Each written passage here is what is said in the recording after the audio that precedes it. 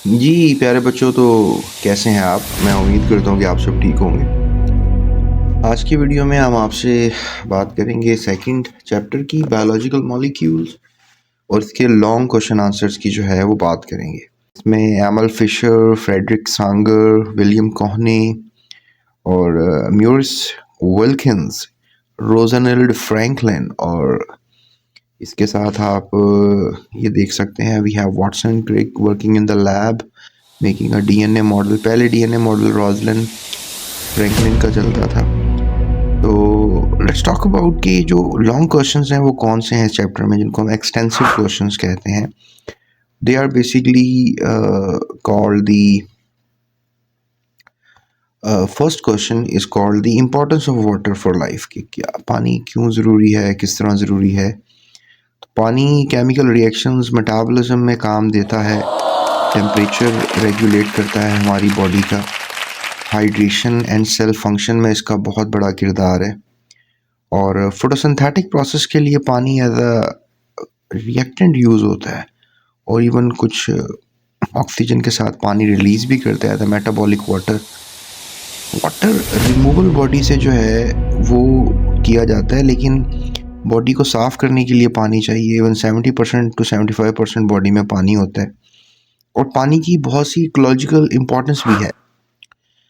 तो आप देख सकते हैं इधर पूरी दुनिया में कैसे जो है वो पानी डिस्ट्रीब्यूटेड है। ह्यूमन एंड एग्रीकल्चरल नीड्स के लिए पानी रिक्वायर्ड है और कहाँ कहाँ कितना कितना पानी होता है मैंने इस आपको ग्राफ से शो करने की कोशिश की है।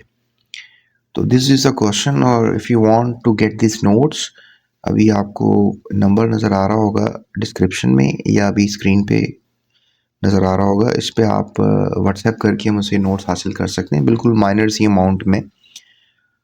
फिर सेकंड क्वेश्चन किया गया जी, describe what do you know about photo polysaccharides. Polysaccharides के बारे में आप क्या जानते हैं? तो मैंने बहुत सोचा इसके बारे में मैं क्या क्या लिखूंगा। I have a lot of things in my mind और बुक से भी डाटा मैं कंपेयर कर रहा था। तो then I come to know कि ये जो जवाब मैंने आपको दिया है that is the precised most answer. Carbohydrates is a story of different categories like the monosaccharides, disaccharides, polysaccharides।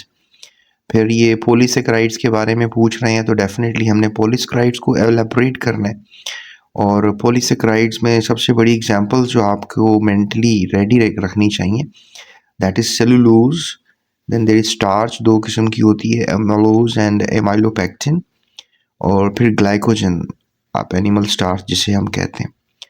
तो दीज आर दी पार्टिकल्स जो आपको पता होने चाहिए, big particles, long chain particles. और इनके क्या करेक्टरिस्टिक्स हैं, इट्स अ वेरी इंपॉर्टेंट कि they have a sweet taste, they are insoluble in water, hydrophobic in nature, form crystals sometimes they are not in the form of crystals at all, can be extracted in the form of a powder, and they are basically high molecular weights, and in cells they are compact and osmotically inactive। ठीक है, so these are the basic characters जो आपको याद होने चाहिए। there are types of polysaccharides, homopolysaccharides and heteropolysaccharides। तो homopolysaccharides क्या होते हैं? Glycogen, cellulose, starch, insulin. अच्छा, इंसुलिन आपने प्रोटीन पढ़ा होगा, it is made up of number of fructofurans molecules linked together in chains। It is found in the tubers of dahlia and artichoke। तो इस बेशक इसको आप निकाल दें, फिलहाल insulin is kind of a protein particle. इसके बाद we have heteropolysaccharides like hyaluronic acids and heparins and chondroitins, gamma globins। These are the big particles, the molecules, the biomolecules। उसके बाद functions of polysaccharides क्या है? A lot of functions you can't imagine, थोड़े बहुत 5 लिख दिए बस मैंने आपको।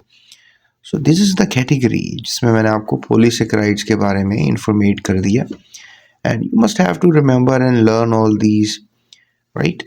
उसके बाद we have another question, what are the amino acids, write a note in it। तो एक मैंने खुद इस पे ज़रा प्रिसाइज आंसर बनाया और एक मैंने आपको छोटा सा प्रिसाइज सा बुक के अकॉर्डिंग बना दिया।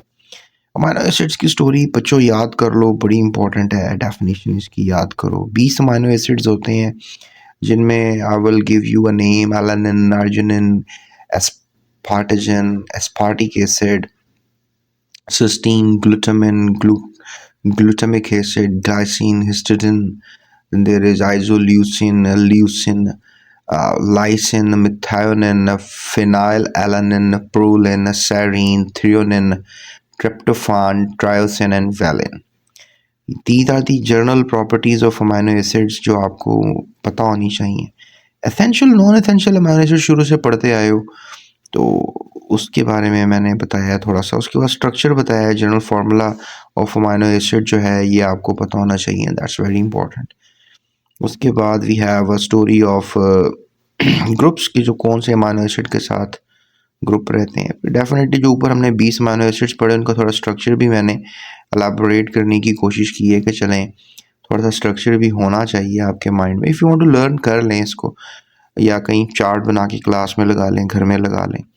कहाँ से मिलते हैं amino acids? Definitely they are protein, सब्जियों से मिलते हैं, गोश्त से मिलते हैं, वेरी डिफरेंट सोर्सेज। लेकिन we need some kind of amino acids जो कि एसेंशियल है हमारे लिए, तो इन सब्जियों से मिल जाते हैं, ड्राई फ्रूट से मिल जाते हैं आपको। क्या अमाइनो एसिड्स के फंक्शन है? Lot of functions are there, थोड़े बहुत लिख दिए। एंड इनको कम अज़ कम जितने आपसे मेमोरी में आ जाएँ, 10-12 आ जाएँ, बहुत है।